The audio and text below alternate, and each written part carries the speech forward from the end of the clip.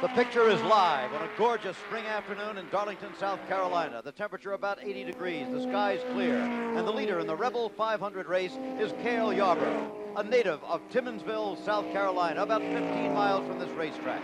He always likes to win at Darlington, but he's never won this race in his long and very illustrious career. He's won the Southern 500, but not this one. There are the standings at the moment. Yarborough and Donnie Allison, Benny Parsons, Dave Marcus, Darrell Waltrip, the defending champion in this race. Those are the leaders. We've passed the 300-mile mark. Also in today's Wide World of Sports, you'll be seeing a remarkable display of skydiving with some 50 skydivers. This, however, is live. That will be on film, so stand by until the finish. The sun is beginning to move low into the sky of a beautiful day in Darlington, South Carolina. The leader in the Rebel 500 is still Cale Yarborough. There have been other leaders, to be sure. There's been Bobby Allison in the early going. He was the pole sitter, but he's been into the garage area several times and is no longer a factor. Donnie Allison, his brother, then took the lead. Darrell Waltrip, the defending champion in this race, briefly led, but it's been Cale Yarborough for a good while now. The young man, born near here in Timminsville, still lives in this area. The crowd cheering him on every lap because, although he's won the Southern 500 on this track, he has never won the Rebel. And, of course, he'd like to add it to the list of victories in his illustrious career. This is Jim McKay at our commentary position as we come to you live with Jackie Stewart, former three-time world driving champion. Down in the pit area, we have Chrissy Kanamaki, as always, the editor of National Speed Sport News, who'll be reporting on developments down there from here until the finish line. As I said earlier, we're well past the 300-mile mark now. As a matter of fact, we're approaching the two-third point of the race. There are a total number of laps of 367 on this track. It's 1.366 miles in length. In other words, it's not nearly as long as most of the other super speedways, places like Daytona, as the principal example. This is 1.366. It's the oldest of all the super speedways, having opened 28 years ago, and it's the most difficult.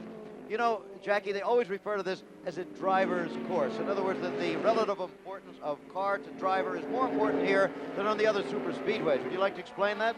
Well, first of all, I think we've got to recognize that Darlington, in fact, is not an oval. It's an egg-shaped racetrack. One end of it is narrower than the other. Turns 1 and 2 are the short end of the egg, and turns 3 and 4 are the large side of the egg. This means that the race driver has to concentrate perhaps more than he would do in the normal oval.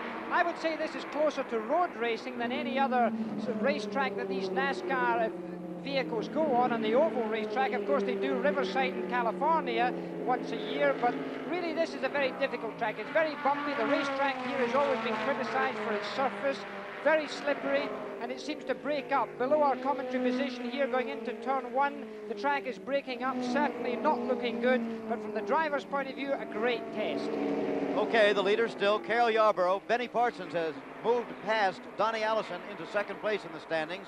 In fourth, we have Dave Marcus, then Darrell Waltrip, the defending champion, Lenny Pond, and Richard Petty. Those 7 cars, and only those 7 cars, are still in the same lap. That means, however, in the event of a yellow flag, that any of them are still potential winners of this race. Right now, let's get one of those reports from the pit area that I was talking about from Chrissy Kanamaki.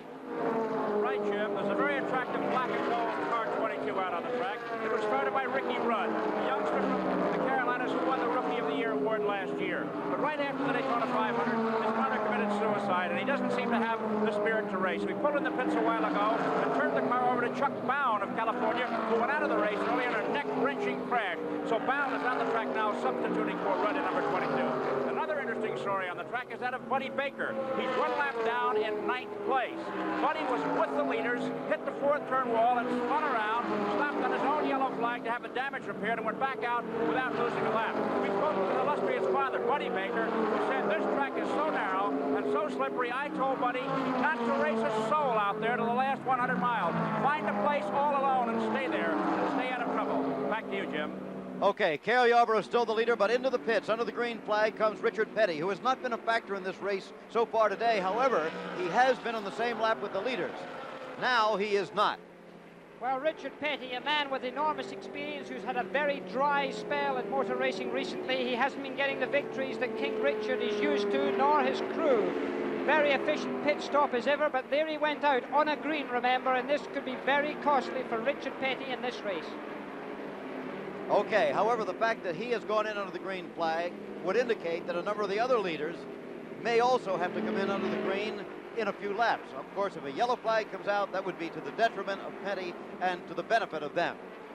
In the lead, Cale Yarborough is still all by himself. There's a good race for second going on between Benny Parsons in car number 72 and car number 1, Donnie Allison. Donnie Allison led this race for a good while. Benny led it very briefly, as did Darrell Waltrip. Darrell Waltrip at the moment, remember, is back in 5th place behind Dave Marcus, who is 4th in car number 2. Well, of course, there's nobody wants to win this race more than Cale Yarborough. If he were to win this race today, it would bring his all-time earnings up to more than $2 million. And there you see some of the other leaders coming into the pit. Benny Parsons and Donnie Allison, the two cars that are dueling for second place. They've just been feet apart, and now it's just a question of which one gets out of the pits the sooner and back up to speed. Now, this is literally racing in the pits. The two pit crews taking over the racing from the drivers. The seconds ticking by. And they're changing rubber as well as getting fuel in this case, and there you pull out. And he's getting a little difficult to get out, but it's now a race in the pit lane. There you have it. And there's Benny Parsons taking the lead from him. Not, of course, the lead on the racetrack, but that pit lane lead. Benny Parsons gets out before Donnie Allison in car number 1. The pit stops were just about identical, 24 seconds flat. However, as you indicated, just as they were coming out of the pits, there was a very narrow opening there, but Benny Parsons got by Donnie Allison, and they're in precisely the relative positions they were when they came into the pits. You'd seldom see the pit stops that close. Here we have Cale Yarborough, the leader, into the pits. All of the leaders pitting under the green flag, making the pit stop and the work of the pit crew absolutely vital. This is the Junior Johnson crew. Junior Johnson, who himself was one of the top stock car drivers a good many years ago. Now the owner of Cale Yarborough's car, and has been a most successful association. The same work being carried out in the Cale Yarborough car, outside rubber, tyres being replaced there. You can see the drills being added there as they tighten up the wheels, and there he goes out in 17.4 seconds. Okay, a fast pit stop for Cale Yarborough. That should keep him in the lead. Of course, he will not be the leader at the moment because there are other cars behind him on the same lap that have not come in yet. However, by the time all of the leaders, the cars on the same lap, have pitted, it should be Cale still out in front. Benny Parsons is the leader on the racetrack right now. Those are the official standings, with Donnie Allison second. However, as Cale gets back up to speed, we're going to see exactly how that develops. Cale Yarborough, born in Timmonsville, South Carolina. He's now moved to a town just a few miles away. Celebrated his 38th birthday just a couple of weeks ago. Lenny Pond has just pitted and gone back out again. And there you see a real close run there with Benny Parsons and Donnie Allison up there. This very narrow racetrack. There's only one groove around this racetrack. Very difficult for overtaking and passing other cars. You can see them coming down this long backstretch here. It's car number 72. The car of Benny Parsons goes into turn 3. Okay, the green flag is still out, racing at speed at about 145 to 150 miles an hour. We'll be live at Darlington until the finish of the Rebel 500. We'll be right back. Again, we're back live at Darlington, South Carolina, at the Darlington Raceway, the oldest of all the super speedways of the American South. It's a great stock car race, the Rebel 500, with Dave Marcus the leader. He's the leader, however, only because all of the other leaders have pitted under the green flag, and he is not. It means that Marcus must come in the next few laps, and that should mean that Cale Yarborough will go back into first place in the race. But at this point, that car number 2, driven by Dave Marcus, is the leader, and should a yellow flag come out at this moment, it would be a big break for him. A big break for him. David Marcus, one of the consistent front runners in NASCAR racing, not one of the men who's won a great deal here in this circuit. That's kept to the old brigade, with the exception of a couple of new names that have come in over the last 3 or 4 years, particularly, of course, Darrell Waltrip, who we'll be seeing here, and, of course, Benny Parsons, too, because since 1975, Benny Parsons has come up to the fore. But Dave Marcus still hungry for the sort of success, and it looks to me like he's coming into the pits now. He's gone low on the racetrack, and there you see car number 2, David Marcus, heading towards pit lane now. This, of course, will take him off the front position, but he's still not too far away from the leaders. Wait a minute, is he coming in or not? Yes, here he comes, here he comes. But in fact, okay. I think he was rather low in fuel because he went off the racetrack very early. He came off the racetrack early, surprisingly early. He came off as he went into turn 3. And you see him coming to a stop there. We've got a clock running on him at this time. You can see it in the right-hand corner of your They picture. don't want to turn around that way. So his problem will be staying on the same lap with the leaders because he came in so slowly, as you indicated. And then the length of the pit stop, of course, is added on to that. And that clock is running all too quickly for him at the moment. Dave Marcus was moving up the NASCAR ladder. He won his first race on the NASCAR Grand National Circuit in '75. The whole pit crew turning to push him out. He had stalled his engine when he came in. I think he had run out of petrol. I'm sure he's run out of petrol. He had to coast in, and that's why they had to push that car to get it fired up. A racing engine gets very hot, and when it comes into the pits, it's very difficult to restart. Okay, and so the leader once again now will be Cale Yarborough in his car number 11. Second place, Benny Parsons. Third place will be number 1, Donnie Allison. Chris Economaki, whom you may have heard there setting up for something in the pits just a moment ago, has a story for us, I believe. Chris, come on in if you have. Right, I have Travis Carter here. Travis, that last pit stop was very good when Marcus stopped to put you back in the lead. Cale is driving a backup car. He seems to be doing very well with it. What are his problems not having his regular car? Of course, as you might well know, had an accident in practice on Thursday and damaged that car beyond repair and had to go back to the shop and prepare a super speedway car for here. And I think we're all surprised he's running that well. Really, he's got one more stop. You're going to keep him out front? We hope he can. Of course, Cale's doing a tremendous job for us. Okay, Travis Carter and Cale Yarborough's pit. Back to you, Jim. Okay, discussing this man, the leader in the race in car number 11, Cale Yarborough, who for the past 2 years has been the NASCAR national champion on the year-long point basis. Last year alone, he earned on the racetrack $447,000. Well, that's a very profitable amount to be in there. You may have heard his crew chief talking about the fact that the car that you're looking at now, car number 11 of Cale Yarborough, is his super speedway car. Now, this is considered a super speedway from the old days, but of course it's only 1.366 miles around. When they talk of a super speedway today, they talk about Talladega or Daytona, that's 2.5 miles round, and where they have average speeds of in excess 180 miles an hour. Round here, they're averaging around 156 miles an hour. They have a different car for that. Normally, this would be called a short track car. It's narrower in its track when it's a super speedway car. So for the short tracks, they have a wide track. That's to say it's a wider car. The wheels are further apart, which gives it better traction. It allows the car to be sort of stuck to the road a great deal more, and they put the weight further forward in that car number 11 when it's a super speedway car, and of course that's what he's running here. He didn't expect to go this fast earlier today when I spoke to him and Jim spoke to him. He thought really he would have to be satisfied with running to last and running to finish. Instead of that, we see the man leading the race, and this gives you some indication of how versatile he is. Cale Yarborough started in 13th position in the 7th row of this race because he only qualified on the second day. The reason for that was the crash that they mentioned in the pits a moment ago. On the first qualifying day, we're going to take a look at what happened to Cale Yarborough. Here he was coming out of turn 4. And as he went through turn 4, he really got the front end pushing, and you see him hitting that wall. Now, it doesn't look to be much of an impact, but remember, these racing cars, the car started to spin, it almost span towards the inside of the racetrack. He spun it the other way to avoid colliding with that pit wall that has been done before here, and Cale Yarborough came out without a second impact. The first impact, certainly, he caused much damage to his car.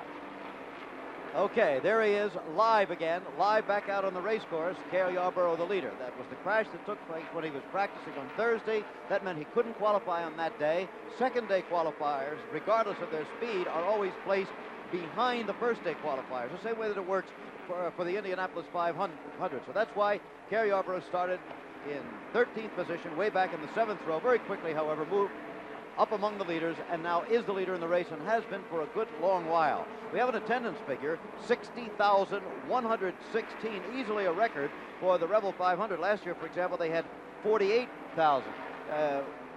Number of reasons for that. One of them, of course, being the weather, which is splendid. The temperature just about 80 degrees if you've just joined us. Clear skies overhead, so they've come from all over the South. The infield is full of campers and vans and pickup trucks, and Ma and Pa and all the kids and all the relatives are here for that matter.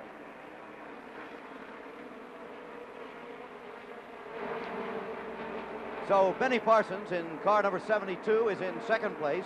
He is still a couple hundred yards behind the leader, Cale Yarborough. Third place is number 1, Donnie Allison, and then number 88, the defending champion, Darrell Waltrip. We'll be right back at Darlington.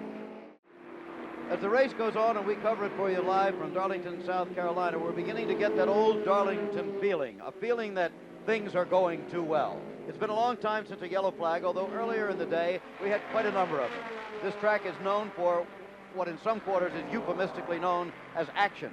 In other words, there are a lot of accidents here because the track is very difficult to drive. It's very treacherous. There's a substance that they put on it to kind of seal it up after the winter time and fill in the cracks that somehow seems to get oily. They call it bear grease. And there is the leader, Cale Yarborough. Cale Yarborough is sitting up there in this shadow. It's quite difficult for a racing driver when the shadows get to be like this. They can't see the surface as well as they would normally be able to see it. The shadow goes over. If there's any oil on the racetrack, you just can't see it. Whoa, boy, did you see that?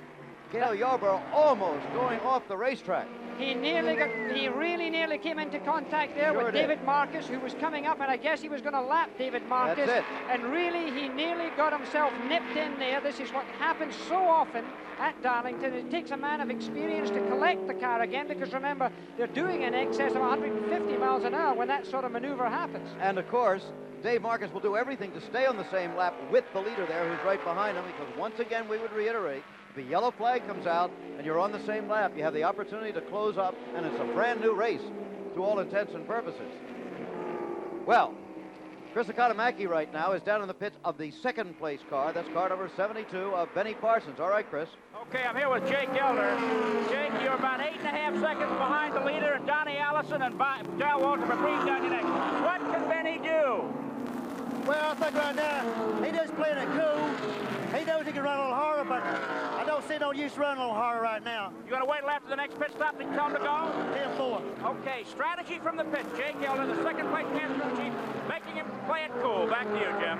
Okay, the story on the second place car right there of Benny Parsons. Cale Yarborough has put that lap on Dave Marcus now, so at this point, we have only 4 cars on the same lap. That would be 11, Cale Yarborough, 72, Benny Parsons, number 1, Donnie Allison, and number 88, Darrell Waltrip. Only those 4 cars on the same lap, so barring catastrophic incidents here, those should be the 4 cars to battle it out. Okay, we have there Donnie Allison, the red car, number 1, and Darrell Waltrip, number 88, and that has developed into quite a good battle now, and they're not too far behind the second place car, number 72 of Benny Parsons. And right now it's Waltrip defending his title in this race, trying to pass Donnie Allison, who was the leader for a good many laps before we came on the air live. And here you see him drawing out to see if he can wedge himself past Donnie Allison. Not to be done in this lap as he goes round this turn 1 and 2 here. This racetrack is so narrow. They don't seem to get high on the racetrack. And look at him trying to overtake him there as he goes out turn 2, and he's done it. A clean pass by Darrell Waltrip. The green and white car, number 88, as he gets past the red car of Donnie Allison. It almost looks like Donnie's had a problem, because he certainly does. He's definitely slowing down. He's going to come into the pits. Come in. Yep. Donnie Allison will come into the pits, as his brother Bobby has been about 5 or 6 times today. Bobby just went back out again, by the way, if you can believe it, Jackie. He's been in the pits about 40 or 50 laps. But here is Donnie Allison, who led the race, as his brother did, who was just passed by Darrell Waltrip, and then after he was passed, suddenly seemed to slow down. He's overshot his pits. Yep. He, in fact, has overshot his pits. Now he has to reverse back in. What an expensive pit stop this could be. Very slow indeed. He's now getting himself into position. That's cost him about 20 seconds. Now we'll only have 3 cars on the same lap. That would be Yarborough and Benny Parsons and Darrell Waltrip. Chris Economaki, you saw there for a moment. Right, it looks as though... Go ahead. It looks as though Donnie Allison has a right front tire problem, which allowed him to get past. His brakes are not holding either. He overshot his pit. He had to come back, and that's a no-no. This could be a penalty before the race is over. Now they've shut the engine off. The trouble may be more serious as Donnie is getting out of the car. We're going to try and get a word with him here as he gets out. He apparently knows that it's done for the day. He's unhooking his radios and so forth, and we'll catch him when he gets out of the car. Chris, can you hear me? Yes, I can. While we're down with you, what happened to David Pearson? The valve dropped in his engine earlier, and they put the car in the garage. He's out for the day. Okay, that's a report on yet another of the famous drivers here today. Number 21, David Pearson, who is also out of it. The brothers Allison are now out of it as far as winning is concerned. Only 3 cars on the same lap. Cale Yarborough, the hometown favorite here, Benny Parsons, the one-time Detroit cab driver, and Darrell Waltrip, who's the defending champion. So an interesting story still shaping up, and there's not too much of a difference between second and third at the moment. Can they catch first? Well, we're going to find out, because we'll be here until it is over. Again, we're back at the Darlington Raceway in South Carolina, where the action is live. I'm Jim McKay with Jackie Stewart in our basic commentary position. There's how they stand. Cale Yarborough, then Benny Parsons, Darrell Waltrip. Only those three cars on the same lap. Then Dave Marcus and Richard Petty in fourth and fifth places. Down in the pit area right now, we have Chris Economaki. I believe he has Donnie Allison. Do you, Chris? Go ahead if you do. John, that was a sudden decision. What was the trouble? I broke a right front suspension, Chris. Something's been wrong with the car for a pretty good while. You know, it got to where it wasn't doing the same thing in the corner, and I'm sure what happened just finally gave up. You know, I was trying to just run a good smooth time so I'd be there around the end. I feel like my car was as fast as anybody's here, and I just was trying to take care of it. And you look tuckered out, Donnie. Well, I am a little tired. It's awful hot, but I could have made it easy the whole way. Well, another sad day for Donnie Allison. Back to you, Jim. Okay, thanks, Chris. You know, Jackie, there was some talk about brakes here, and you would think that this track would be extremely rough on brakes, and yet Benny Parsons told you and me before the race that he really doesn't have that problem. No, he said he didn't have a great braking problem. This is one of the racetracks, and there you see, by the way, the man who's leading this race in the top left-hand corner, Cale Yarborough, in car number 11 as he goes round there. It's suggested that the braking situation as they go around here, they brake hard going into turn 1 and turn 2 here, or this is taken as one sweep, and then they brake again at the end of the back stretch going into turn 3. He says that it's not a heavy braking situation, and when he comes into the pits he doesn't get brake fade, because I imagined in these very heavy stock cars on a circuit like this where they have 2 pedal applications per lap on the brakes, that when they do come into the pits they could run into a brake trouble, but that doesn't seem to be the case, although seems to have happened with Donnie Allison. All at the moment, still Cale Yarborough the leader. Benny Parsons in second place is still about 100 yards behind. But at these speeds, of course, that is virtually nothing. We're told there's a bit of debris there. You can see it, yeah. Something on the racetrack, but no yellow flag. I don't know whether the officials are not aware of it. Well, that could be a problem. If that is metal lying there and the car does go over it, it could either cut the tire, and of course these are safety tires with inner liners that are made specially for this kind of racing, but it could still cause a major problem. It could be tossed up into an oncoming vehicle, therefore could go right through the windshield, cause certain injury to a driver. It could be a problem. The officials obviously don't see it. It's obviously been witnessed by our ABC cameras here. No doubt the USAC officials may well be having the opportunity of looking at one of our monitors and advise the track officials to try and get out there and have it cleared. If the yellow should come out because of that piece of debris or any other reason, they will close up and we could have a 3-car race for the finish. Remember that. Cale Yarborough at the moment, however, about as comfortable as you can ever be leading a race at the Darlington Raceway.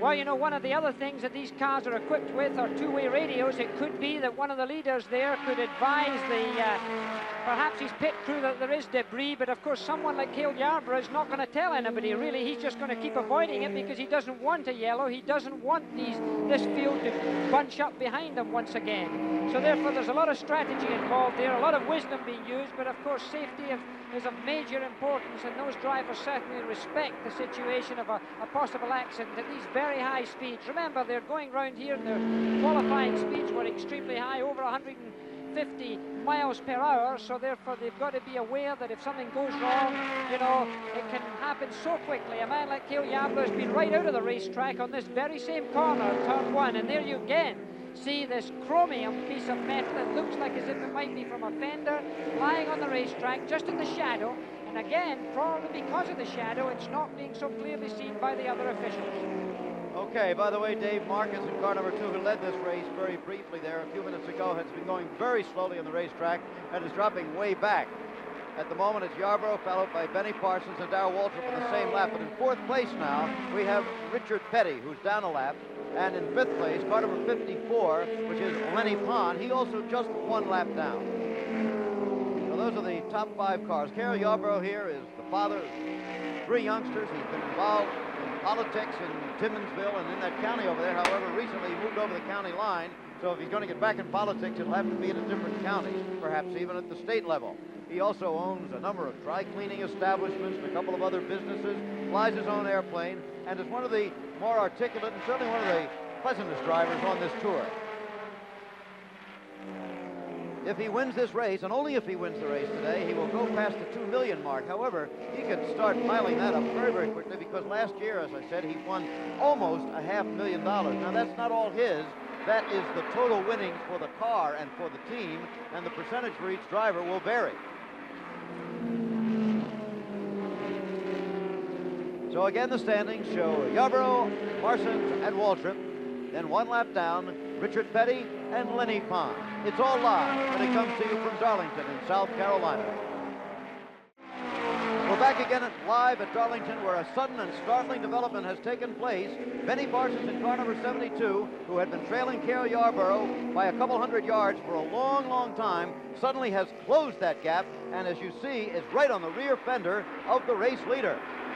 Slower cars being given the move-over flag in front of them, as Cale Yarborough and Benny Parsons are now hooked up in a duel, and in third place, Darrell Waltrip is closing in on them. In fact, I'm sure that Cale Yarborough, in fact, has gone slightly slower. That's why the others have closed up, and there's something look at Darrell Waltrip. Darrell Waltrip really moving in there, trying to get through there, but this very narrow racetrack is causing them all that little bit of trouble. All three of them have now successfully moved by J.D. McDuffie in car number 70, so they're out of traffic at the moment, and this will be pure NASCAR racing. It should be sensational. Here they come with Benny Parsons moving down low, trying to take the lead from Cale Yarborough, and he's done it.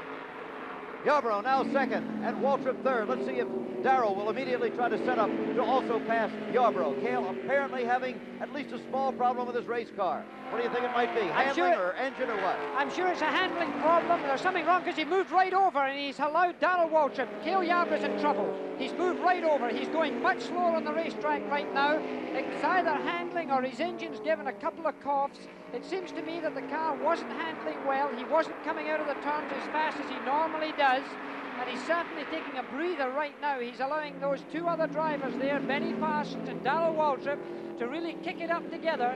And they're going round there, but in fact, Cale hasn't dropped back too far behind them. No. He's not letting them go. He's staying in that draft, maintaining the draft, going at a slower number of revolutions per minute, saving his engine a little bit. And now he goes up very high, it seems, as he in turn 3 there. There's something wrong with Darrell Waltrip's car. He's obviously in trouble. Yarborough, Cale Yarborough. There's something wrong with him. He's definitely got a handling problem. Meanwhile, the duel for the lead now is Benny Parsons and Darrell Waltrip, cars number 72 and 88. They couldn't be much closer unless they were side by side, and that's what we could be setting up to see when they get to the final lap of this race. We've almost reached the 400-mile mark of this race. The last lap was turned in exactly 33 seconds. That's 149.018. That's very fast. Very fast for a race because so many times they qualify fast, and of course they don't go as quickly in the race. They qualify, of course, at about 151 miles an hour, but this is a very fast speed for a race, and of course these two drivers going head to head. Right now, this is close racing. You can't get it any closer. Remember, very tight little circuit, 1.366 miles around. And although the racetrack's quite wide in parts, Jim, the racing surface itself is very, very narrow. Remember now that we only have 2 cars on the same lap. Excuse me, no, we still have 3 cars on the same lap. Cale Yarborough dropping back, but not dropping back that quickly. Those 3 cars, I should say, on the same lap. In 4th place, Richard Petty in number 43. In 5th place, Lenny Pond in number 54. And we're going to keep an eye on them because before this is over, everybody could lose that lap. Well, Darlington is famous over the years for never allowing its spectators to fall asleep, and no one should fall asleep in front of the television set either, because anything can happen. When something gets this close, there's about 24 cars still running out of this original 36 that started the race, and of these 24, anything can crop up. One car can spin off, and because of the tightness of this racetrack, as we've seen earlier today, other cars can be involved. In so many cases in the past, it's been the lead cars that have been involved in dramas. A crowd of more than 60,000 jammed into the Darlington Raceway here in South Carolina. We said they've come not only from all over the Carolinas, but from all over the South, and you also see license plates from as far away as Canada. Number 43 there is Richard Petty. We're documenting that he is in 4th place in the race. He's been driving a typical Petty race, except that his car simply has not seemed to be competitive. Is it possible, however, that at his age and with his glory and with his money, Richard may not have had as much motivation in the past? Jackie, you're a student of the emotional aspect of racing. Well, certainly an observer or a critic could observe that Richard Petty, with what he has achieved in the past, a number of victories that he's had, about 185 of these great NASCAR championship events has he won, it could be that the edge has gone off. The spirit is not quite where it used to be. But of course, it's easy always to say that about a great driver who's had a great record, who's having a particular dry spell. It's happened before to other drivers. It's happened to David Pearson. It's happened to many others. It's happened to me from time to time. And there, you see Richard Petty coming into the pits just as we speak to him. He's had mechanical trouble, Jim, all this year. This could be a scheduled pit stop. The pit crew are certainly expecting him. It must have been on the radio that he advised them that he was coming in, but he looks as if he's coming in a little leisurely. Okay. These breakdown problems, as Jackie indicated, have bugged this man, Richard Petty, the most famous of all the stock car drivers, all through the early part of the season of 1978. Bobby Allison has been the star of the early season, winning two 500-mile races, the famous Daytona 500 and the Atlanta 500. He came here with hopes of winning this race when he sat on the pole today. There was a 16.9-second pit stop for Richard Petty. Bobby Allison, however, is out of this one. He's had mechanical problems all day. At one point, they entirely changed the transmission on his car, but since then he's had engine problems, and he's out of it. The leaders in the race now, let's get back to them. It's Benny Parsons in number 72, Darrell Waltrip in number 88. Darrell still considered one of the young Chargers, 31 years old, but in any kind of racing today, that's still pretty young. It certainly is, and certainly amongst these NASCAR drivers. In fact, both of these drivers that you're looking at there, Benny Parsons and Darrell Waltrip, are the new generation of winners in NASCAR. Gone are the days when it was just the very few, even the days where Richard Petty and David Pearson more or less monopolized victory lane, victory circle. Today it's certainly been brought in by drivers of this caliber. And of course we've seen Bobby Allison come in this year. We've seen Donnie Allison try his best. But these two drivers are consistently up front. People like Buddy Baker still waiting on the sidelines for the string of victories that can be achieved and have been achieved by somebody like Waltrip, for instance. And there you see Cale Yarborough coming into the pits as we see it now. So Cale Yarborough, number 11, we'll have to find out why he did slow down, why he allowed these others to pass him. He's changing outside rubber, he's having his windshield cleaned. At the same time, of course, they're filling it up with fuel, and our clock is running to gauge the time. Okay, and we'll watch for the race leaders to put a lap on him, and they've done it. And now Darrell Waltrip has taken the lead from Benny Parsons. They went into turn one just as Cale was starting out of the pits. There they are. Darrell Waltrip has regained the lead in the race, the young man who won this race a year ago. And a sensational win it was. It was a confused finish in this very race a year ago. Darrell Waltrip coming in and doing a very experienced maneuver for a very young driver. And again, here you see him today in the forefront. Car number 88, the green and white car driven by Darrell Waltrip, one of the young lions, one of the young superstars, very articulate, good-looking man, looks after his sponsors and everyone else for that matter, and becoming a great favorite to the NASCAR spectators. So now it's Waltrip the leader, Benny Parsons second, and only those two cars are now on the same lap. One lap down, we have Cale Yarborough. 2 laps down, in 4th place is Lenny Pond, and behind him, also 2 laps down, is Richard Petty. That's the way the leaders stand in the Rebel 500. Less than 100 miles to go. We're going to be with you till it's over. Darrell Waltrip continues to lead the Rebel 500. We're in the final 100 miles of this race as we come to you live. Down in the pit area, Chris Economaki, our man down there, is near the Darrell Waltrip operation. Chris, I wonder if we could find out what their plans are and their needs are as far as pit stops are concerned from here on in. Well, the story is that at lap 316, if it stays green, Darrell will make his last pit stop, and then his crew will change 2 tires. If it's yellow, they'll change 4. But in case of a 4-tire change, these tires have been out in the sun. They've got the 4 tires covered up so that the stagger remains the same. They're planning very heavily on this last stop. They want to get him out very quickly. Waltrip was very critical of his pit crew after the Atlanta race, and they're on edge to see if they get him back in the race with a winning edge. Back to you, Jim. All right, Chris. Well, lap 316 is just 11 laps from now, so we'll be keeping an eye on Darrell Waltrip for that all-important, what he hopes would be his final pit stop. He certainly was critical of his crew at one point. As a matter of fact, he's put him into training He had them running, he had them jogging, and that's something new for the Southern boys to do some training for the pit crew, because some of them aren't as lean and hungry as one would expect. They're pretty heavy in some cases. Of course, they've got to be pretty strong to carry these big wheels and tires and churns of petrol around. But Darrell Waltrip, of course, very conscious, one of the new generation of drivers, one of the safety-conscious drivers, one of the few men that thinks a lot about safety, about his uniform, about the type of driving gloves, driving shoes, crash helmet, and everything else that he wears. I like to see this. I've obviously been very keen in safety all the way through my career. It's nice to see one of the new drivers thinking the same way, Jim.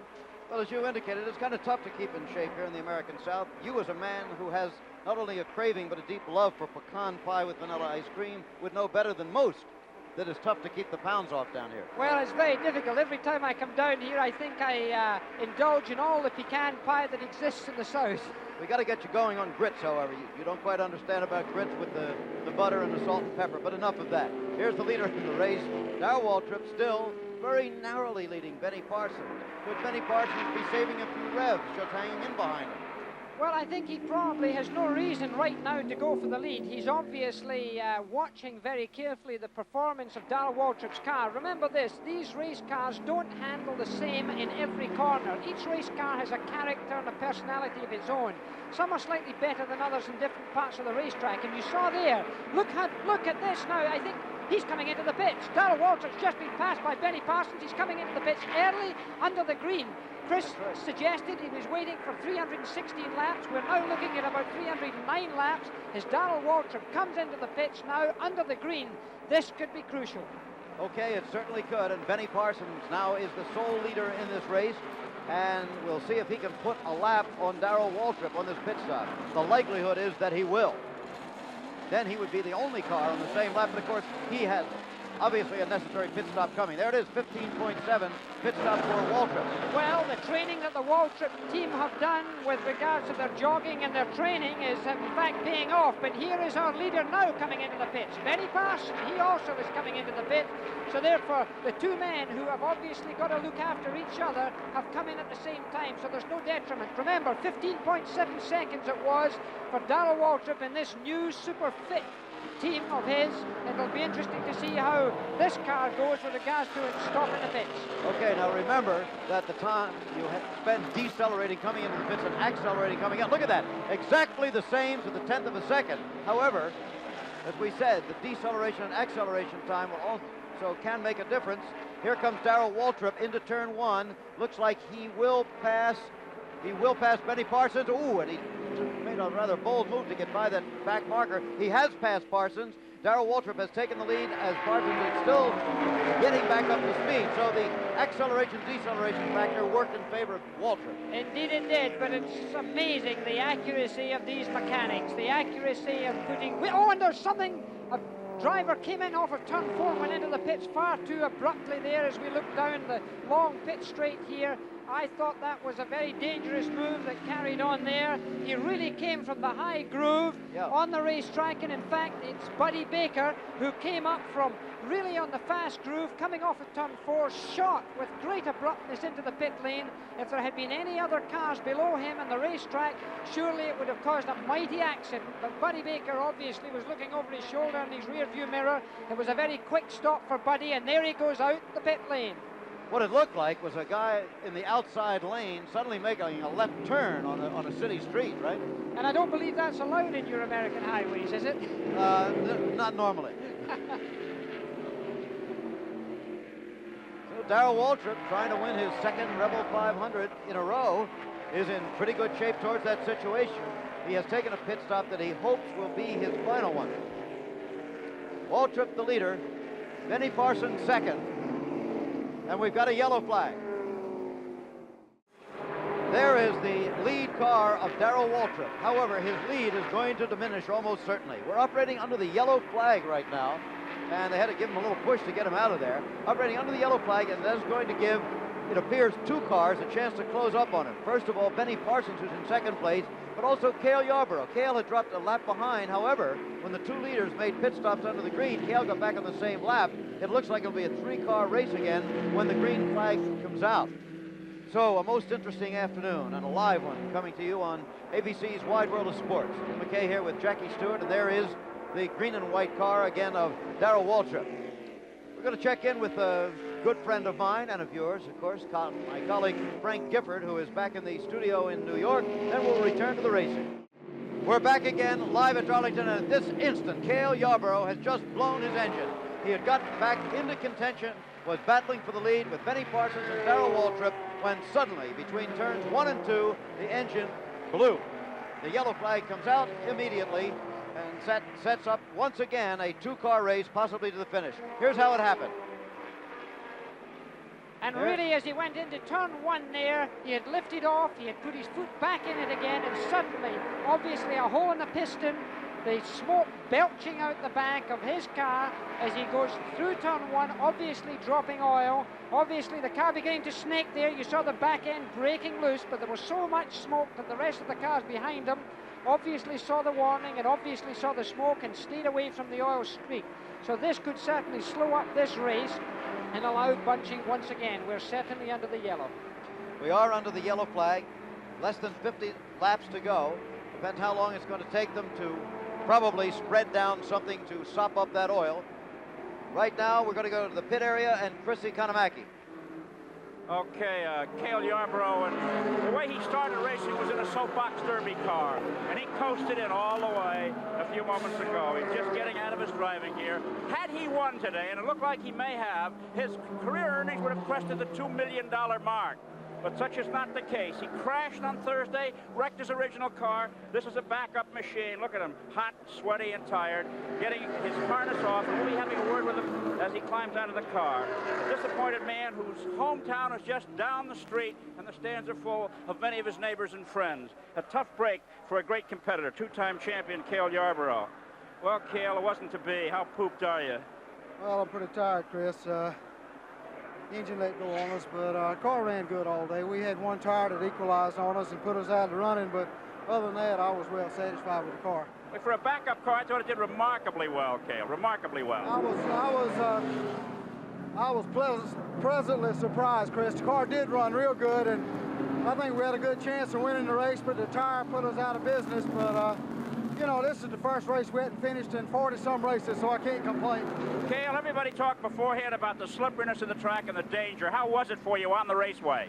Well, it's mighty slippery. You know, it's a follow the leader type thing. I don't think it's been a very, very good show for the fans. It's just, you just had to slow up for the slow cars and wait till you got room to go. You couldn't pass anybody anywhere. Well, there's always the next one, Cale. Thank you, Chris. Okay, back to you, Jim. Well, Cale made a very good point there, and kind of a tribute to his pit crew, saying that this is the first race in 40-some races that he has not been able to finish. He will not finish this one, however. He will not win his first Rebel 500. He will not pass the $2 million mark today. We'll be right back. We're back again live at Darlington, where we're beginning to anticipate a battle to the finish between those two lead cars, 72, Benny Parsons, and 88, Darrell Waltrip. We're still under the yellow at the moment, however, so we're going to return to New York for a few minutes to Frank Gifford.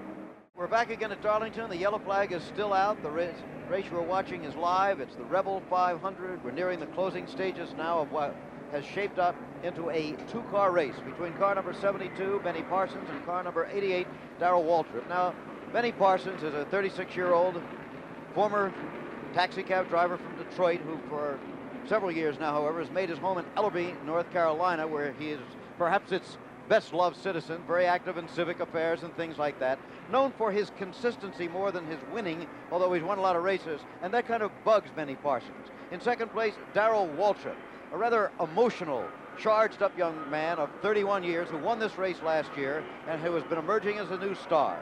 They'll be the guys when the green flag comes out, and we'll be back. We're back again live at Darlington. Jim McKay with Jackie Stewart, and the leader in the race is Benny Parsons in car number 72. But right behind him is car number 88, Darrell Waltrip. This is the story right now. Only these two cars on the same lap.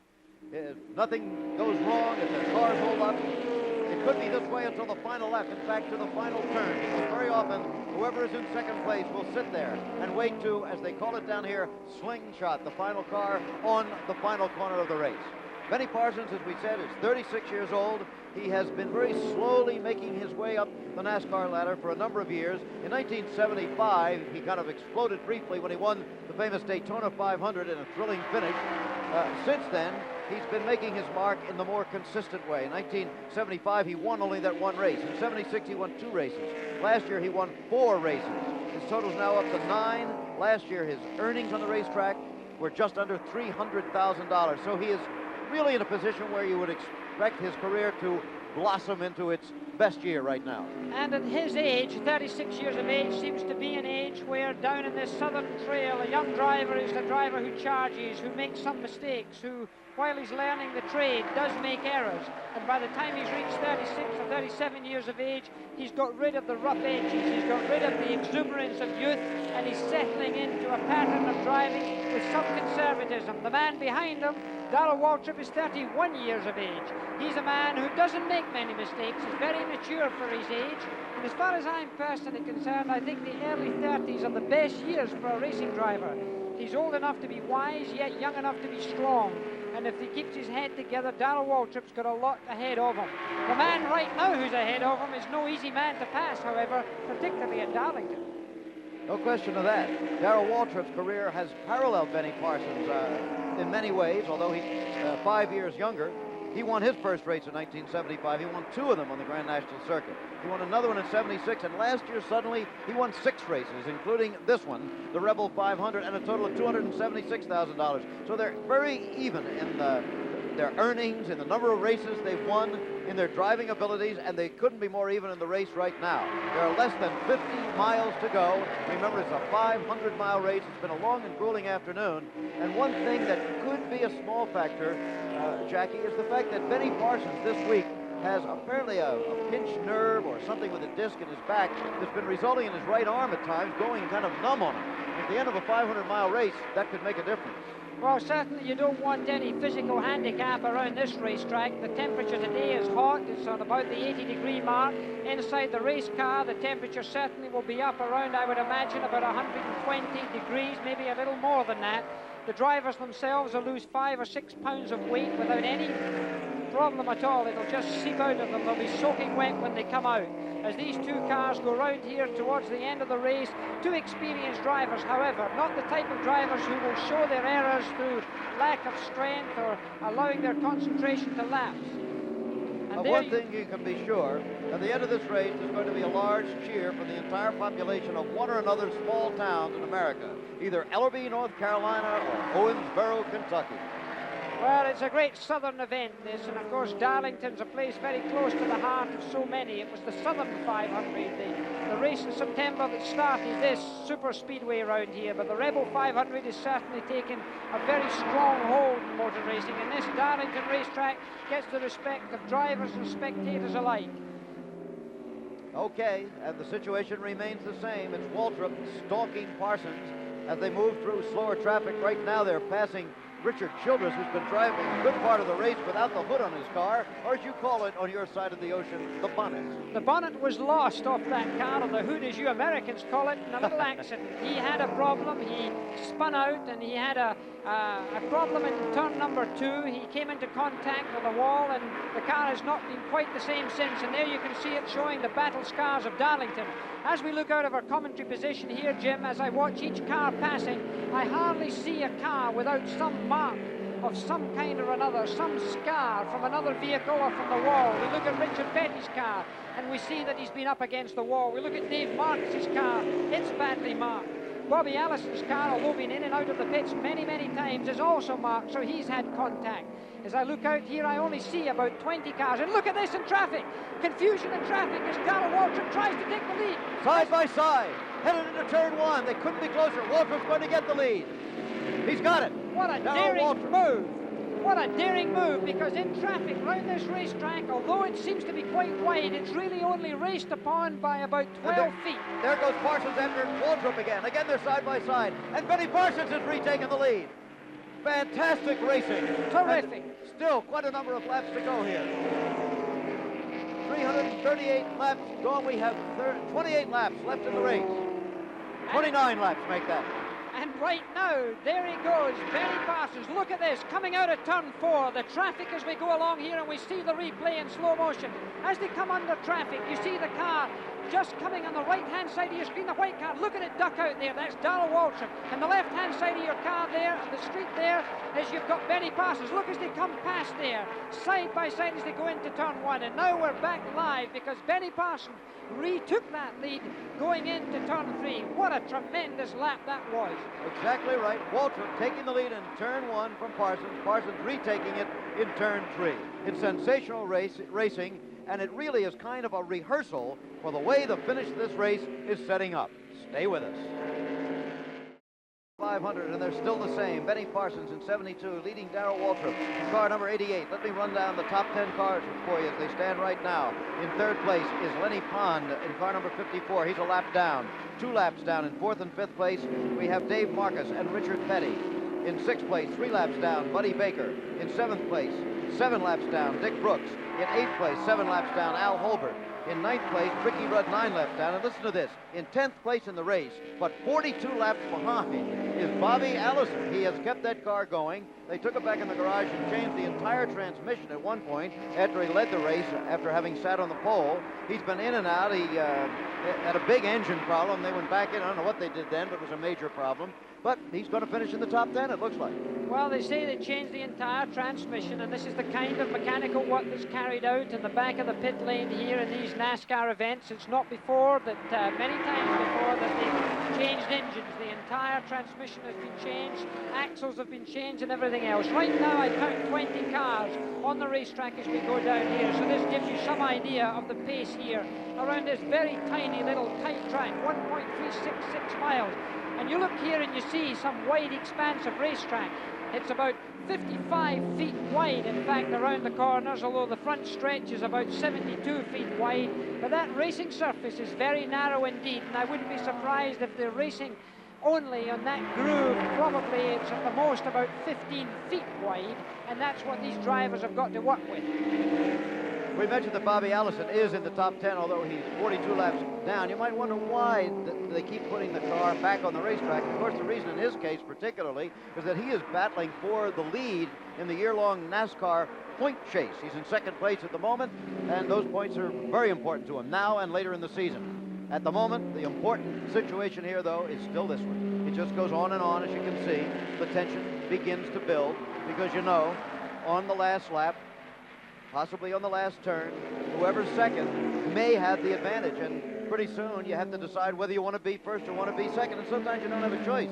If you're in the lead, the other guy can continue stalking you. And of course, one of the things you're looking at right now is slow traffic, getting through other cars, and if this happened at the wrong time on the last lap or on the last 2 laps, then dramatically the race order could change. So the drivers have not only got to race the racetrack on these closing laps, they've got to look at their strategy, they've got to look well ahead of themselves with about 1 or 2 laps to go to see where other slower cars may be on that racetrack when they get into that last race down the back stretch heading for turns 3 and 4, because you very seldom can slingshot coming off turn 4 and get to the finishing line first on this racetrack. Of course, last year there was a sensational finish in this race where Darrell Waltrip, and look how close they are right now. It looked like they even came into contact. Darrell Waltrip almost ran into the back of Benny Parsons as they were high on the racetrack going through there in turn 1 and 2. Really, the drivers have to concentrate immensely at this time, and these long shadows that we're looking at on the racetrack right now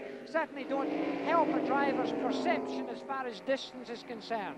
And now there are going to be 18 laps left in the race as they cross the start-finish line.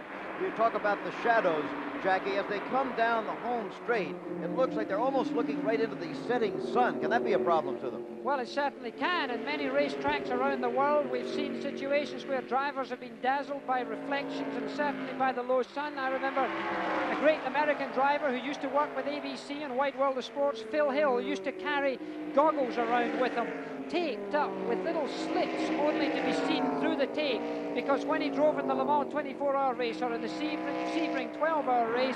When the sun was going down, he could just view through the little slit so that he didn't get as much of that strong sunlight as possibly he could have got with more open goggles.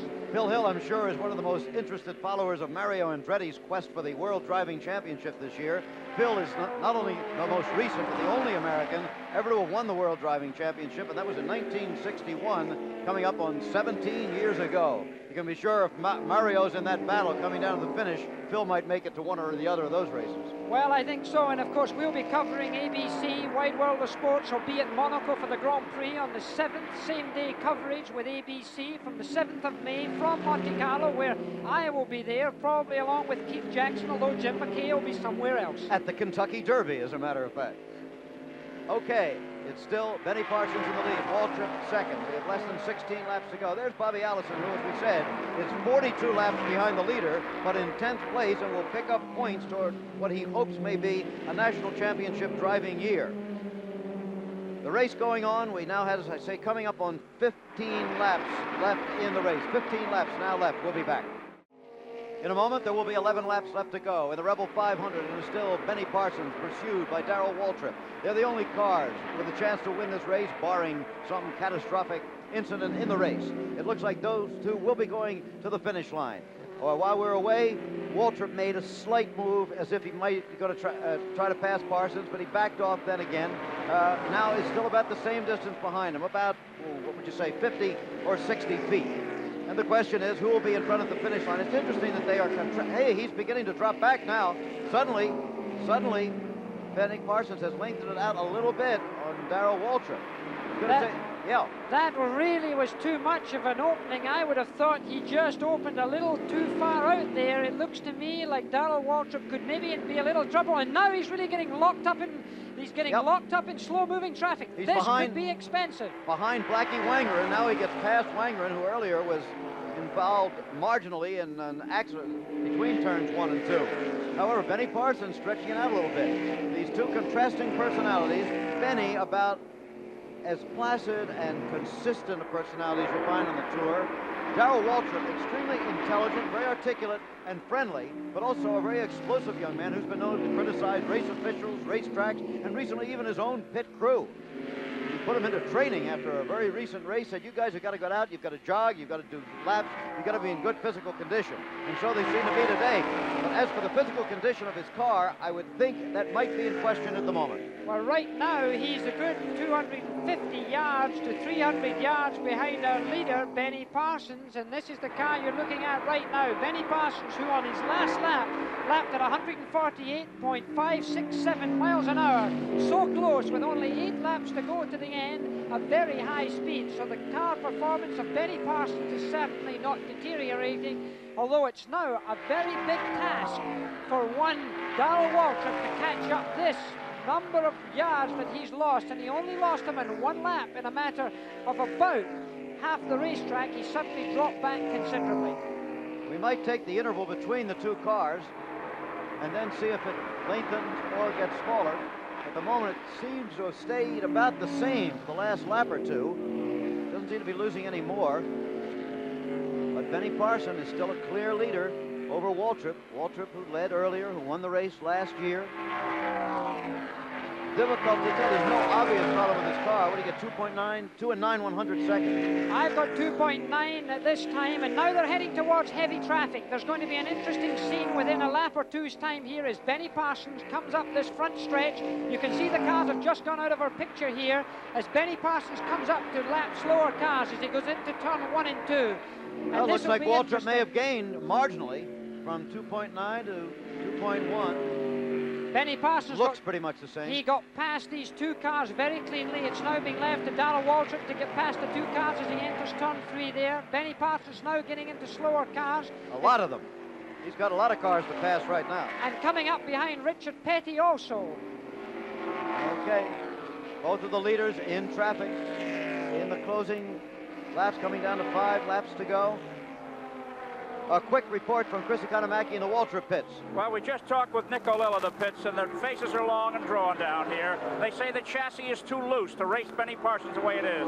A suspension problem, a handling problem. You need every little bit in this kind of racing, and Darrell doesn't have it in the handling department. Back to you, Jim. Okay, well, there you hear the story as reported from the Waltrip pits.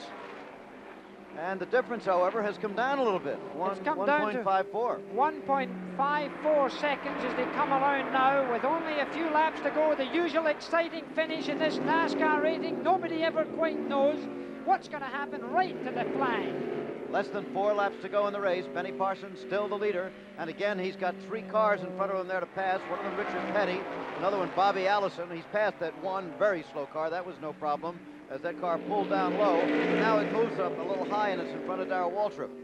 As you can see, Waltrip now will have to make that move. And here comes Parsons about to put a lap on Richard Petty. You don't put many laps on Richard Petty in this racing circuit.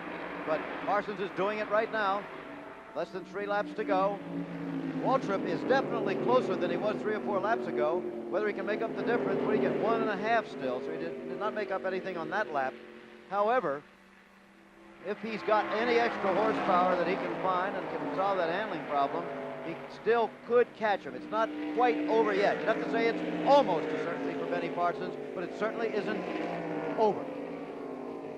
Well, nothing is over at a racetrack like Darlington, the most famous of all these super speedways, one that perhaps has more nostalgia, more history, and of course more scars on it than any other racetrack in the American Trail.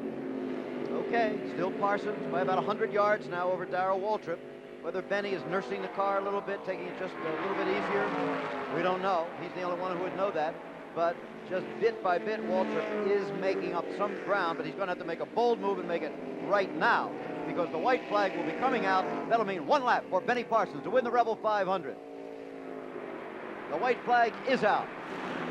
Parsons just having to circumnavigate this track one more time. Obviously now he can't afford to make any mistake. You're watching a driver conservatively weaving his way, threading the needle on this backstretch as he goes into turn 3 now. Slower cars ahead of him. He's obviously going to pay extra attention. Darrell Waltrip, on the other hand, is trying to make up as much ground as he can, but he's not going to make it this time as they come out of turn 4. Here it is for Benny Parsons. It's victory. The checkered flag is out. Ailing for the past week, as we said, with that pinched nerve in his back, a numb right arm from time to time. At age 36, Benny Parsons begins to fulfill all the promise that he has ever showed, and he showed plenty of it, starting with his surprise victory in 1975 in the Daytona 500. Second place in the race goes to Darrell Waltrip. So it wasn't King Richard Petty who won today, and it wasn't the Duke of Spartanburg, David Pearson, and it wasn't the 2-time champion of the last 2 years, Cale Yarborough. It wasn't Bobby Allison who sat on the pole, or his brother Donnie who led the race.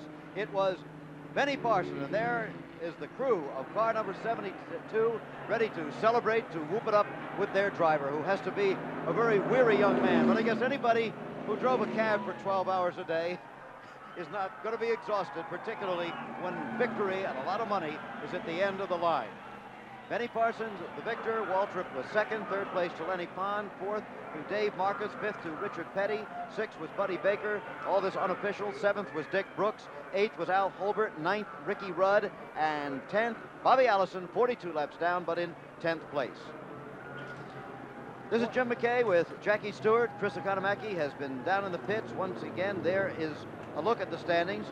Slight difference from what I had there. They've got Skip Manning and Bill Elliott now moved into those 8th and 9th places. However, all of that unofficial to this point. The winner is Benny Parsons. Stay tuned for the American Sportsman. Next over most of these ABC stations.